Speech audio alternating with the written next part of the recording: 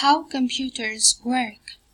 Computers are everywhere and we are using them daily, be it at home, at school, in offices or shopping malls. They may even be present in your pockets and on your wrist right now.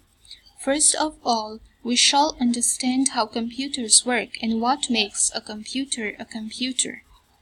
From all the ages, computer scientists realized that there are 4 common tasks to all computers. Take input, store information, process the information, and output the result. That's what makes a computer a computer. Input devices may be in the form of keyboards, mouse, camera, microphone, and touch screen. All the information that are input through these devices are stored in memory. The processor takes the information from the memory and manipulates it using algorithms, which is a series of commands, and sends the processed information back to the memory. To the memory. This continues until information is ready to be output. Output devices can be displays to show text, photos, videos, messages, virtual reality, speakers to output sound, and signals to control robots.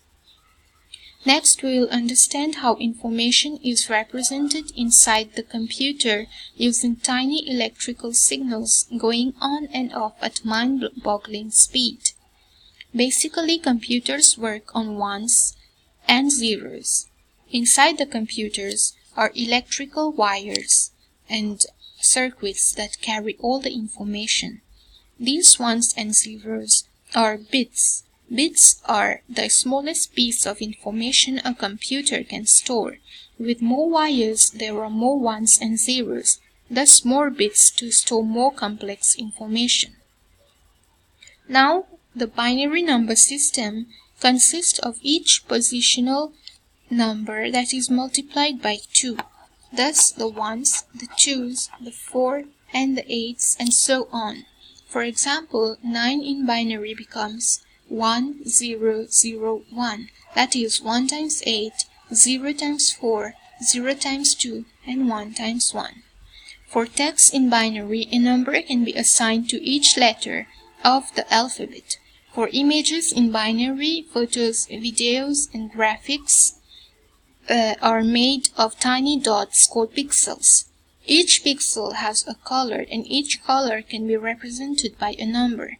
Sound, which is a series of vibration, can be represented graphically as a waveform. Any point on the waveform can be represented as a number. For high-quality sound, we need more bits and thus a higher range of numbers, that is 32 bits volume. Now we will discuss about circuits and logic gates. To process information, a computer uses millions of tiny electrical components which come together to form circuits. These electrical components are logic gates that take multiple signals and combine them to give different results. For example, this is how an AND, OR, and NOT gate function. Now we can further explain how the 4 different parts interact with each other.